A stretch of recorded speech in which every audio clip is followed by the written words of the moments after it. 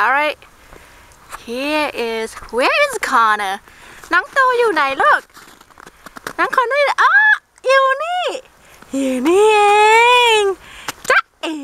เดินมาหาแม่แล้วลูกโตครับมาหาแม่เลยจ๊ะเอ๋หนูเป็นตัวอะไรวันนี้หนูเป็นตัวกวางหรือเปล่าหนูเป็นตัวกวางเรนเดียร์หรือเปล่าลูกฮะแล้วทีมครอฮะนี่หูดูสโนว์สูงมากเลยหนูสูงเท่าไหร่แล้วลูกตอนเนี้ยหนูสูงประมาณ30นิ้วแล้วเนาะ